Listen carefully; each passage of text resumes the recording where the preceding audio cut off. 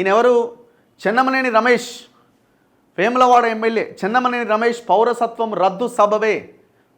Court చెప్తున్నది చివరికి 10-10.5 ఏళ్ల తర్వాత తుది తీర్పు వచ్చింది. చెన్నమనేని రమేష్ అనేట ఆయన జర్మనీ పౌరుడే, ఫేక్ పత్రాలు సమర్పించి ఎమ్మెల్యే అయ్యిండు అని కోర్టు తేల్చింది. 10.5 ఏళ్ల తర్వాత ఆయన పదవి ఊడిపోయింది, కొత్త గవర్నమెంట్ వచ్చింది, ఆయన ఓడిపోయింది, అంతా అయిపోయిన తర్వాత ఇప్పుడు తీర్పు వస్తే ఏం చేయాలి? దీనివల్ల ఏం చేయాలా? పదవి అయితే అనుభవించింది కదా. కేంద్రం ఉత్తర్వులను సమర్థించిన హైకోర్టు మాజీ ఎమ్మెల్యే పిటిషన్ కొట్టివేత, 30 లక్షల జరిమానా విధింపు, అందులో 25 లక్షలు ఎమ్మెల్యే ఆది శ్రీనివాస్కు చెల్లించాలని ఆదేశం. న్యాయం కోసం సుదీర్ఘ పోరాటం చేసిన ఆది శ్రీనివాస్, వేములవాడ మాజీ ఎమ్మెల్యే బీఆర్ఎస్ నేత చెన్నమనేని రమేష్ భారత పౌరసత్వం రద్దును హైకోర్టు సమర్థించింది. ఆయన జర్మనీ పౌరసత్వం కలిగి ఉన్నారన్న వాదనతో ఏకీభవించింది.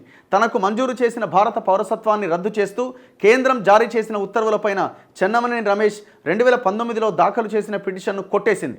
అవాస్తవాలతో కోర్టును తప్పుదోవ పట్టించినందున 30 లక్షల జరిమానా విధిస్తున్నట్టుగా తెలిపింది.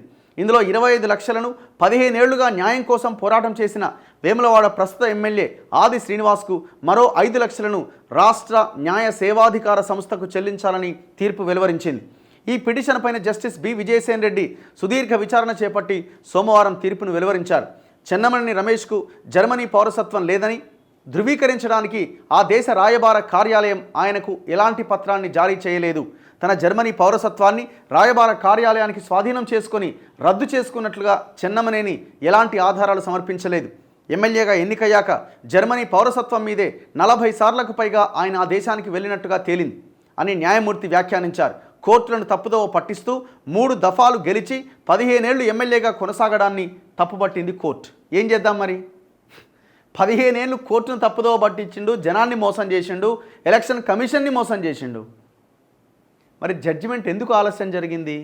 ఎవరిని తప్పుపడదాం ఇందులో? కోర్టులను తప్పుపడదామా అంటేనేమో మళ్ళా కంటెంప్ట్ అంటారు.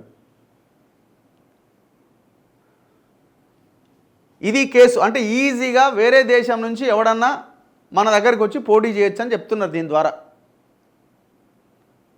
కేసు ఏంది? జర్మనీ పౌరసత్వం కలిగిన చెన్నమనేని రమేష్ భారత పౌరసత్వం కోరుతూ 2008లో దరఖాస్తు చేసుకొని 2009 ఫిబ్రవరిలో పొందారు. నిబంధనల ప్రకారం దరఖాస్తు చేసుకోవడానికి ముందు 12 నెలలు దేశంలో నివాసం ఉండాలని, చెన్నమనేని 96 రోజులు మాత్రమే ఉన్నారని, పౌరసత్వం జారీ సరికాదని కేంద్రానికి ఆది శ్రీనివాస్ ఫిర్యాదు చేశారు. అంటే ఆయన 2009లో ఎలక్షన్లో పోటీ చేయడానికి బయటలోకి దిగిండు, పాలిటిక్స్లోకి రావడానికి. కానీ అప్పటికే ఆయనకి జర్మనీ పౌరసత్వం ఉన్నది. భారతదేశ పౌరసత్వం కావాలంటే ఇక్కడ 12 నెలలు కంటిన్యూగా ఉండాలి. కానీ ఆయన 96 రోజులే ఉండి అప్లై చేసుకున్నాడు. అయినా సరే ఆయనకి భారత ప్రభుత్వము ఆయన పౌరసత్వాన్ని కట్టబెట్టింది. దీని మీద ఆయన ఆది శ్రీనివాస్ కంప్లైంట్ చేసిండు. ఈ క్రమంలో కేంద్రం షోకాజ్ నోటీసులు ఇవ్వగా దానిపైన చెన్నమనేని హైకోర్టును ఆశ్రయించి మధ్యంతర ఉత్తర్వులు పొందిండు. దీనిపైన ఏర్పాటు చేసిన కమిటీ ఇచ్చిన నివేదిక మేరకు 2017లో చెన్నమనేని పౌరసత్వాన్ని రద్దు చేస్తూ కేంద్రం ఉత్తర్వులు జారీ చేసింది. దీన్ని పునః పరిశీలించాలి అన్న చెన్నమనేని అభ్యర్థనను తిరస్కరించింది. దీంతో 2018లో ఆయన హైకోర్టులో పిటిషన్ దాఖలు చేశారు.